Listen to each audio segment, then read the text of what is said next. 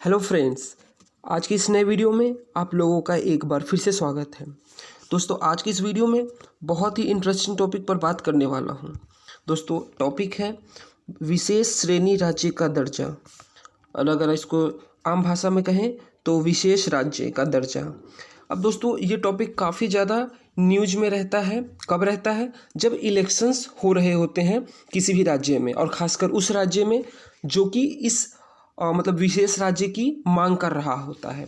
दोस्तों, कई बार जब भी बिहार का चुनाव आता है तो आप लोग न्यूज़ में देखते होंगे कि बिहार वहाँ पे उस चुनाव में विशेष राज्य की बात हो रही होगी। बिहार सहित 4-5 ऐसे राज्य हैं जो कि केंद्र सरकार से विशेष राज्य की मांग करते हैं कि उनके राज्य को विशेष श्रेणी राज्य का दर्जा दिया जाए। दोस्तों, वीडियो के शुरू में ही मैं आपको बता देना चाहता हूँ कि विशेष श्रेणी राज्य और जम्मू एंड कश्मीर को जो विशेष जो उनको मिला हुआ था प्रावधान, वो दोनों अलग चीज़ है।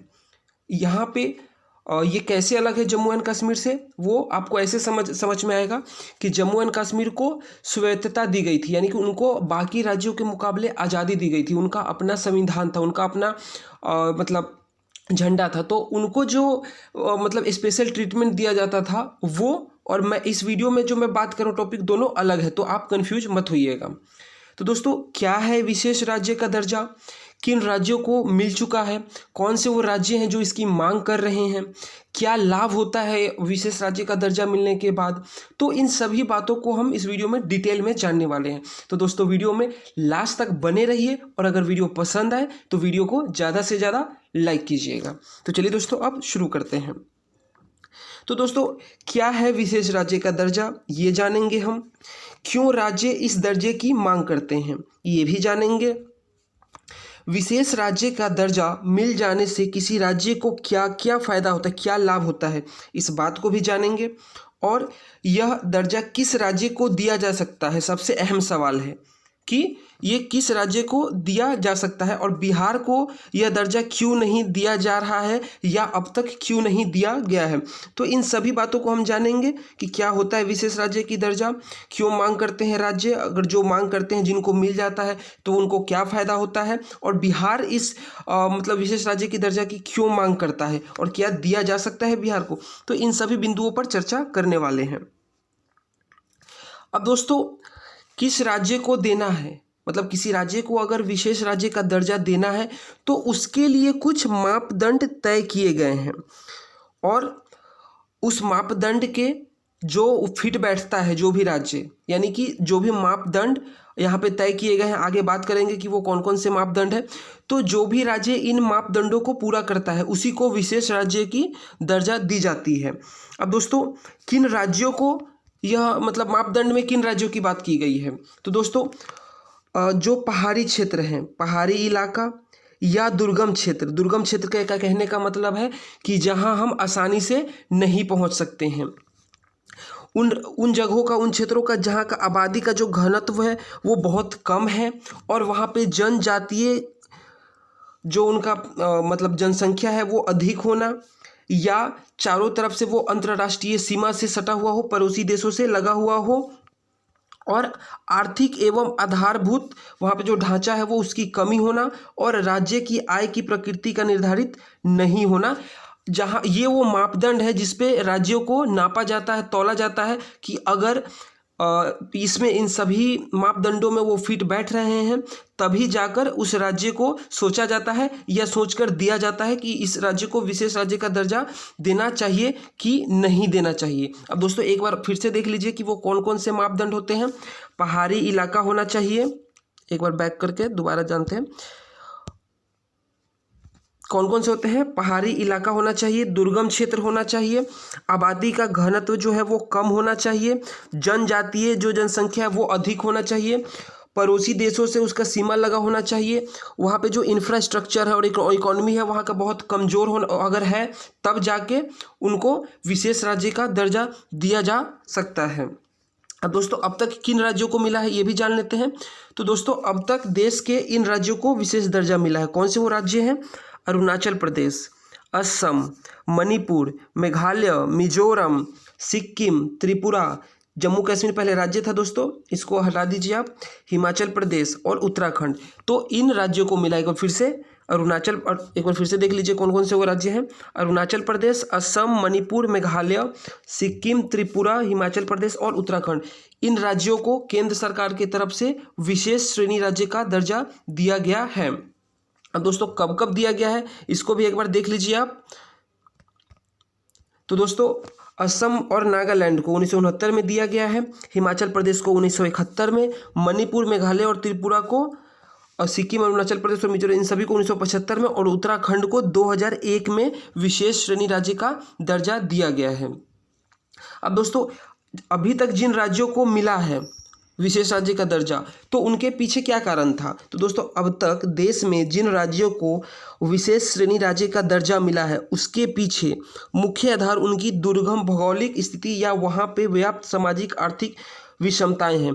यानी कि आप देखिए कि अरुणाचल प्रदेश, असम, मणिपुर, मेघालय, मिजोरम, उत्तराखंड, ये कौन से राज्य हैं जहाँ की दुर्गम क्षेत्र है, जहाँ की जो आबादी का घनत्व है वो बहुत कम है, इन जगहों पर जनजाति के जो संख्या है वो ज़्यादा है, तो उनको मिलने के पीछे यही कारण है। अब देखिए दोस्तों इन राज्यों में अत्यधिक दुर्गम पहाड़ी, जैसा कि आपको पता ही होगा अगर आप मैप में देखें तो, कि इन राज्यों में दुर्गम पहाड़ी क्षेत्र है, अंतर्राष्ट्रीय सीमा पर स्थित ये है। अब जैसे कि दोस्तों अरुणाचल प्रदेश है, चीन के बॉर्डर पे है, उत्तराखंड भी अंतर्राष्ट्रीय बॉर्डर शेयर करता है। तो दोस्तों ये राज्य जो है वो दुर्गम पहाड़ी क्षेत्र में स्थित है और अंतर्राष्ट्रीय सीमा पर स्थित वहाँ पे हो रखे हैं, और जिनके कारण क्या है कि वहाँ पे उद्योग धंधे लगाने में काफ़ी ज़्यादा दिक्कत होता है, और इन राज्यों में बुनियादी ढांचे का भी अभाव है और ये आर्थिक रूप से पिछड़े हुए हैं। ठीक है दोस्तों, तो इन वजहों से इन राज्यों को विशेष राज्य का दर्जा दिया गया है। अब दोस्तों क्या लाभ होता है? ठीक है, विशेष राज्य का दर्जा दे दिया गया है, बट इससे लाभ क्या होता है अब इस बात को जानते हैं। तो दोस्तों क्या लाभ होता है जब किसी राज्य को विशेष राज्य का दर्जा दिया जाता है? तो दोस्तों जो भी राज्य जो मापदंड तय किए गए हैं केंद्र सरकार की तरफ से, अगर वो पूरा करते हैं तो उनको केंद्रीय सहयोग के तहत प्रदान की गई राशि में से 90% अनुदान और 10% जो है वो ऋण मिलता है। ठीक है दोस्तों, यानी कि मान लीजिए कि किसी राज्य को 100 रुपये केंद्र सरकार की तरफ से दिया जा रहा है, तो 90 रुपया जो है उसको अनुदान के रूप में दिया जाएगा। अनुदान क्या होता है दोस्तों कि भविष्य में उस पैसा को वो राज्य वापस नहीं करेगा केंद्र सरकार को, और जो 10 रुपया होगा वो उसे भविष्य में केंद्र सरकार को वापस, वो ऋण के तौर पे उसको मिला है तो उसको वो वापस करना पड़ेगा, क्योंकि ऋण अगर हमारे ऊपर किसी का ऋण है तो हम कभी ना कभी तो वापस करेंगे। तो 100 रुपये अगर मिलते हैं तो 10 रुपये उनको वापस करना पड़ेगा और 90 रुपये उनको अनुदान के उसमें मिलेगा। लेकिन दोस्तों जिन राज्यों को ये नहीं है, विशेष राज्य का दर्जा नहीं दिया गया है, उन राज्यों के साथ क्या होता है, तो उनको 100 रुपया में 70 रुपया जो है वो ऋण के रूप में और 30 रुपया जो है वो अनुदान के रूप में मिलता है। तो दोस्तों आप यहाँ पे फ़र्क देख सकते हैं, समझ सकते हैं कि अगर आपके राज्य को विशेष राज्य का दर्जा दिया गया है, तो अगर केंद्र सरकार की तरफ से दोनों ही राज्यों को 100 रुपये मिलते हैं, एक वो राज्य जिसको विशेष राज्य का दर्जा प्राप्त नहीं है और एक जिसको प्राप्त है, तो दोस्तों जिसको प्राप्त है उसको 90 रुपया मिलेगा अनुदान के फॉर्म में और 10 रुपया जो मिलेगा सिर्फ ऋण के तरीके में मिलेगा। लेकिन जिनको प्राप्त नहीं है विशेष राज्य का दर्जा, उनको सिर्फ 30 रुपये ही अनुदान के उसमें मिलेगा और 70 रुपये जो है वो उनको ऋण चुकाना पड़ेगा। यानी कि काफ़ी ज़्यादा फायदा है जिनको विशेष श्रेणी राज्य का दर्जा मिला हुआ है। और दोस्तों इसके अलावा जो उनको टैक्स में भी छूट मिलता है और जो विशेष पैकेज सुविधा भी इनको दिया जाता है, टैक्स में कई तरह की राहत दी जाती है। और जब भी केंद्र सरकार का कोई ऐसा आप ये कह सकते हैं कि कोई प्रोग्राम चलता है जब, तो इन राज्यों में ज़्यादा प्रोत्साहित किया जाता है कि इन राज्यों को इन राज्यों तक ज़्यादा से ज़्यादा उस पॉलिसी का, उस प्रोग्राम का लाभ पहुंचाया जाए। इसके अलावा दोस्तों यहाँ पर इन इलाकों में क्या होता है कि इससे निजी क्षेत्र इन इलाकों में निवेश करने के लिए प्रोत्साहित होते हैं और जिससे क्या होता है कि क्षेत्र के लोगों को रोजगार मिलता है। अब दोस्तों क्या संविधान के बारे में, कॉन्स्टिट्यूशन में कुछ लिखा हुआ है इस चीज़ को लेकर कि विशेष राज्य का दर्जा क्या होता है या कैसे किन राज्यों को देना चाहिए? तो दोस्तों हमारे संविधान में किसी राज्य को विशेष श्रेणी राज्य का दर्जा देने का कोई प्रावधान नहीं है, लेकिन देश के कुछ हिस्से अन्य राज्यों की तुलना में संसाधनों के मामले में पिछड़े हुए हैं। इसलिए ऐसे राज्यों को केंद्र सरकार ने विशेष श्रेणी राज्य का दर्जा दिया है। दोस्तों बहुत ही महत्वपूर्ण ये लाइन है, 2 लाइन, कि वैसे तो हमारे संविधान में, कॉन्स्टिट्यूशन में विशेष श्रेणी राज्य का दर्जा देने का कोई प्रावधान नहीं है, विशेष श्रेणी राज्य का दर्जा देने का कोई प्रावधान नहीं है, लेकिन हमारा देश जो है वो बहुत बड़ा है, इसलिए देश के जो कुछ हिस्से हैं वो अन्य राज्यों, अन्य क्षेत्रों की तुलना में संसाधनों के मामले में काफ़ी पिछड़े हुए हैं, और इसलिए ऐसे राज्यों को केंद्र सरकार ने विशेष श्रेणी राज्य का दर्जा दिया है। यानी कि ये केंद्र सरकार के ऊपर निर्भर करता है कि विशेष राज्य श्रेणी राज्य का दर्जा किस राज्य को देना है या नहीं देना, और उन्होंने इसके लिए मापदंड केंद्र सरकार ने ही तय किया है। जो भी मापदंड था, क्या का मापदंड था कि वो राज्य दुर्गम क्षेत्रों में स्थित हो, वहाँ पे आबादी का जो घनत्व है वो बहुत कम होना चाहिए, जनजाति जो आबादी है वो ज़्यादा होना चाहिए, अंतर्राष्ट्रीय सीमा से वो वहाँ पे वो लगा होना चाहिए, वहाँ पे जो इंफ्रास्ट्रक्चर है वो कमज़ोर होना चाहिए, मतलब उसका अभाव वहाँ पे अगर है, और आर्थिक रूप से वो राज्य बहुत कमज़ोर है। तो अगर ये वो मापदंड है जो तय किए गए केंद्र सरकार की तरफ से, और जो भी राज्य इन मापदंडों को पूरा करता है उन राज्यों को केंद्र सरकार की तरफ से मिलता भी है विशेष राज्य का दर्जा, और कई राज्यों को मिल भी चुका है, जैसा कि मैंने अभी आपको वीडियो में के शुरू में मैंने बताया। अब दोस्तों वीडियो के लास्ट में इस सवाल को भी जान लेते हैं एक बार कि क्या बिहार को विशेष राज्य का दर्जा मिलना चाहिए, क्या बिहार को विशेष राज्य का दर्जा मिलना चाहिए। अब दोस्तों एक बार दोबारा हम चलते हैं कि क्या क्या मापदंड तय किए गए थे, उसको देखते हैं और फिर बिहार के बारे में हम बात करेंगे। अब दोस्तों मापदंड क्या था कि पहाड़ी इलाका होना चाहिए, ठीक है दोस्तों, दुर्गम क्षेत्र होना चाहिए, आबादी का घनत्व कम होना चाहिए, जनजातीय आबादी का अधिक होना वहाँ पे, पड़ोसी देश से इसका मतलब सीमा लगा होना चाहिए, आर्थिक एवं आधारभूत संरचना में पिछड़ा होना चाहिए, और वहाँ का जो प्रति व्यक्ति आय है वो कम होना चाहिए। अब दोस्तों बिहार को मिलना चाहिए इन मापदंडों के हिसाब से कि नहीं मिलना चाहिए, एक एक करके हम जानने की कोशिश करते हैं। तो दोस्तों बिहार में एज सच कोई बिहार पहाड़ी इलाका में स्थित नहीं है, दुर्गम क्षेत्र भी नहीं है, बिहार के लगभग जगहों पे आप जा सकते हैं, आबादी का घनत्व वो वहाँ पे कम नहीं है, उल्टा ज़्यादा है। और जनजातीय आबादी की अगर हम बात करें तो जब झारखंड अलग हुआ बिहार से, तो अब जो वहाँ पे जनजातीय आबादी है वो भी कोई बहुत ज़्यादा नहीं है, करीब 10 से 11% ही है। और अगर पड़ोसी देशों से बात करें तो बिहार का सीमा नेपाल से लगता है, जहाँ पे कि ज़्यादातर समय शांति ही बना रहता है, कुछ समय को, कुछ दिनों को छोड़ दिया जाए तो। और आधारभूत अगर संरचना की बात करें तो ठीक है, बिहार अभी भी पिछड़ा हुआ है, लेकिन मतलब आप कह सकते हैं कि उतना आधारभूत संरचना है वहाँ पे। तो दोस्तों इन मापदंडों के हिसाब से तो बिहार को ऐसा लगता है कि विशेष राज्य का दर्जा नहीं मिल पाएगा। लेकिन दोस्तों बिहार का अपना ही कुछ समस्या है, अब उन समस्याओं के बारे में भी हम जानते हैं। इन मापदंडों के अलावा बिहार का क्या समस्या है उसको जान लेते हैं। दोस्तों बिहार में कुल 38 जिले हैं, और इन 38 जिलों में से 15 जो जिले हैं, खासकर जो नॉर्थ बिहार के हैं, उत्तर बिहार के हैं, वो बाढ़ के क्षेत्र में आते हैं। यानी कि यहाँ हर वर्ष बाढ़ जो है वो काफ़ी ज़्यादा तबाही मचाता है। और कौन कौन से नदी की वजह से यहाँ पे बाढ़ आता है, तो कोसी, कमला, गंडक, महानंदा, पुनपुन, सोन, गंगा, इन नदियों की वजह से यहाँ पे हर वर्ष इन 15 जिला में बाढ़ आता है, और जिसकी वजह से करोड़ों की संपत्ति, जान माल, आधारभूत संरचना और फसलों का काफ़ी ज़्यादा नुकसान होता है। अब दोस्तों ये समस्या बिहार के साथ पिछले 30-40 सालों से बना हुआ है कि हर वर्ष बाढ़ आता है, ठीक है, सरकार बस देखती रहती है, चाहे सरकार किसी की भी हो, किसी भी पार्टी की हो, और हर वर्ष जो है वो क्या होता है कि करोड़ों की संपत्ति, जान माल, आधारभूत संरचना और फसलों का नुकसान हो ही जाता है। इसके अलावा दोस्तों सिर्फ अगर हम कोसी नदी की बात करें तो कोसी नदी का जो पानी है वो अकेला ही बिहार के कई जिलों में तबाही मचा के रखता है, आप इसको तांडव कह सकते हैं। और दोस्तों बिहार का शोक, ये जीके में पूछा जाता है, आपके पेपर में पूछा जा सकता है कि बिहार का शोक किसे कहा जाता है। तो दोस्तों बिहार का शोक कोसी नदी को कहा जाता है, क्योंकि ये अकेली नदी इतना तबाही मचाती है बिहार में, जिसको देखना और जिस पर विश्वास करना इतना आसान नहीं है।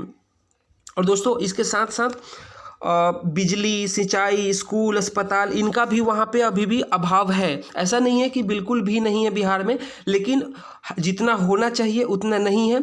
तो स्कूल, सड़क, अस्पताल, इनका अभी भी वहाँ पे अभाव है।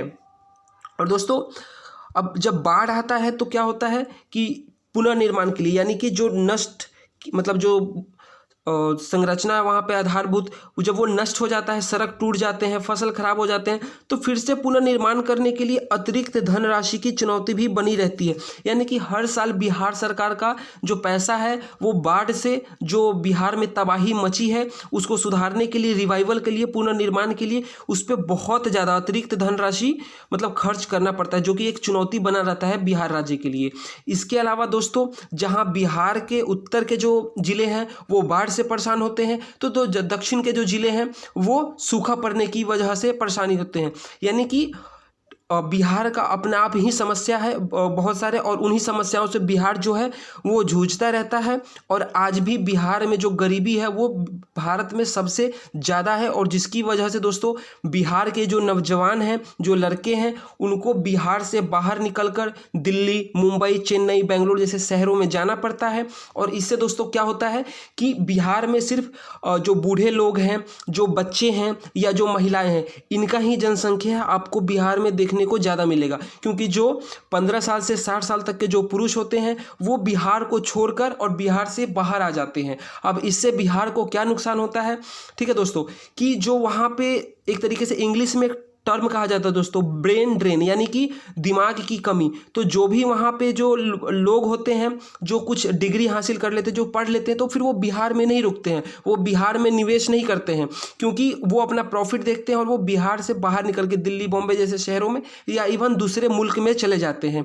तो इससे भी बिहार को नुकसान होता है कि जो वहाँ के बुद्धिजीवी लोग हैं वो वहाँ पर नहीं रुक पाते हैं, और नहीं रुकने का कारण है वहाँ का इंफ्रास्ट्रक्चर ना होना, मतलब ठीक इंफ्रास्ट्रक्चर का नहीं होना, हर साल बाढ़ का आना, सूखा पड़ना। तो इन समस्याओं की वजह से ना बिहार में कोई बाहर की कंपनी जाती है, और जो वहाँ के बुद्धिजीवी लोग हैं वो बिहार छोड़कर भारत के बड़े शहरों में, महानगरों में, या भारत से बाहर दूसरे मुल्कों में चले जाते हैं। तो दोस्तों बिहार की अपनी समस्या है, और अब ये निर्भर करता है केंद्र सरकार पर कि केंद्र सरकार क्या सोचती है बिहार के बारे में, क्योंकि केंद्र सरकार द्वारा जो मापदंड तय किए गए हैं बिहार उसमें फिट नहीं बैठता है, लेकिन बिहार की जो समस्या है वो सबके सामने है। तो दोस्तों आशा करते हैं कि केंद्र सरकार बिहार के इन समस्याओं पर जरूर ध्यान देगी, और अगर बिहार को विशेष राज्य की दर्जा नहीं मिलती है तो किसी और प्रकार से बिहार की मदद की जाए, ताकि बिहार के इन समस्याओं को दूर किया जाए, ठीक है। और फिर हम इस स्थिति में आ जाए कि हम बिहार के लिए विशेष राज्य की दर्जा की मांग करना बंद कर दें। तो दोस्तों आज की इस वीडियो में बस इतना ही। आशा करता हूं कि ये वीडियो आपको बहुत पसंद आया है। दोस्तों वीडियो पसंद आया है तो इसको ज़्यादा से ज़्यादा लाइक कीजिए, कमेंट कीजिए, और दोस्तों जितना ज़्यादा हो सके अपने दोस्तों, रिश्तेदारों, इन सभी के साथ आप इस वीडियो को शेयर कीजिए। और अगर आप बिहार से हैं तो इस वीडियो को ज़रूर से ज़रूर शेयर कीजिए। और दोस्तों अगले वीडियो में एक नए टॉपिक के साथ फिर मिलूंगा, तब तक के लिए बाय बाय।